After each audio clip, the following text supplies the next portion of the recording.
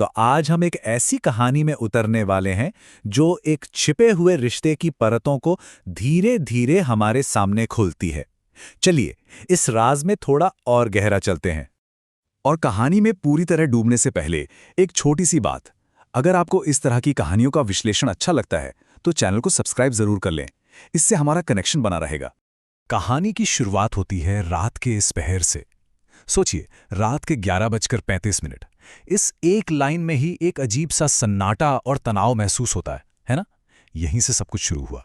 तो ये कहानी हमें एक ऐसे घर में ले जाती है जहां दीवारें कागज की तरह पतली हैं और राज बहुत गहरे।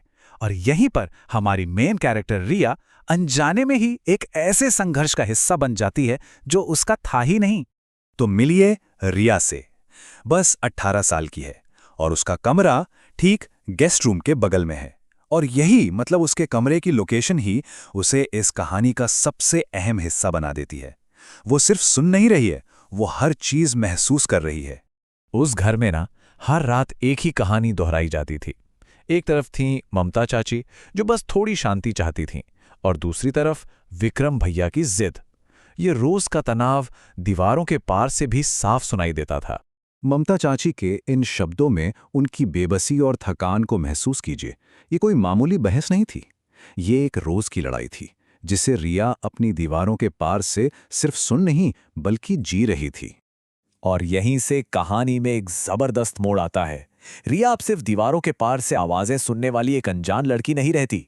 एक पल, बस एक पल उसकी भूमिका को हमेशा के लिए बदल देता है। रिया का ये जो बदलाव है ना, वो 4 स्टेप्स में होता है। पहले वो सिर्फ सुनती है, फिर हिम्मत करके खिड़की से झांकती है, और फिर आता है वो पल जब उसकी नजरें विक्रम से मिल जाती हैं, और आखिर में अगली सुबह की वो एक मुस्कान जो बिना कुछ कहे सब कुछ कह देती है। ये कहानी का सबसे टेंशन वाला पल है, पकड़े जाने का डर। और अचानक खिड़की की उस पुरानी जाली के आर पार उनकी नजरें मिलती हैं। एक पल के लिए जैसे वक्त ही थम गया हो। विक्रम को पता है कि कोई उसे देख रहा है, और रिया जानती है कि वो पकड़ी गई। अगली सुबह नाश्ते की टेबल पर माहौल एकदम अलग था।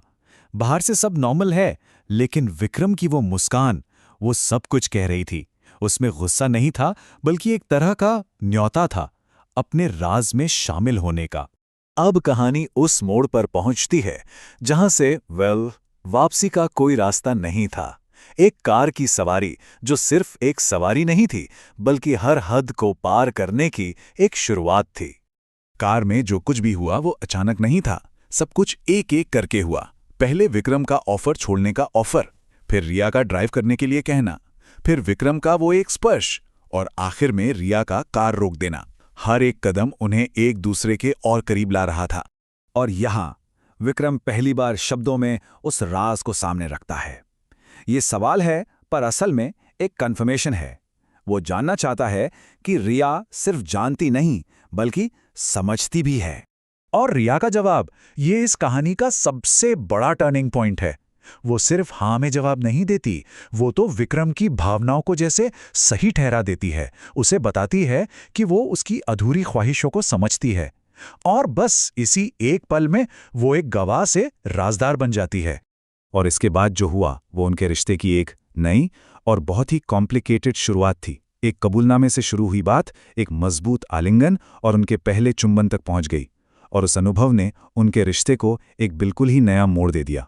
तो अब हम कहानी के आखिरी हिस्से पर आते हैं, जहां हम देखेंगे कि कैसे एक घटना एक रोज की छिपी हुई हकीकत में बदल जाती है। विक्रम का ये एक वाक्य, ये हमारा राज रहेगा बहना, यही उनके रिश्ते की नींव बन जाता है। एक सीधा साधा वाक्य जो असल में एक बहुत गहरा समझौता है। और बहना शब्द का इस्तेमाल वो इस रिश्ते की उलझन को और भी बढ़ा देता है। और यहीं से शुरू होती है उनकी दोहरी जिंदगी। दिन के उजाले में सबके सामने वो बिल्कुल नॉर्मल हैं, लेकिन रात के अंधेरे में वो एक ऐसे राज के हिस्सेदार हैं जिसे दुनिया में कोई और नहीं जानता। जो सिर्फ एक बार की घटना थी, अब वो उनका रोज का सिलसिला बन जाता है। दरवाजे का थोड़ा सा खुला होना, बस यही एक इशारा काफी होता है। उनका रिश्ता अब एक तयशुदा छिपी हुई हकीकत है जो हर रात दोहराई जाती है। तो आखिर में मैं आपको इसी एक सवाल के साथ छोड़ जाता हूं। सोचिए इसके बारे में कि जब कोई राज दो लोगों के बीच साझा होता है तो वो करता क्या है? क्या वो किसी की बसी बसाई दुनिया को तबाह कर देता है, या सिर्फ उन दो लोगों के लिए एक बिल्कुल नई दुनिया बना देता है?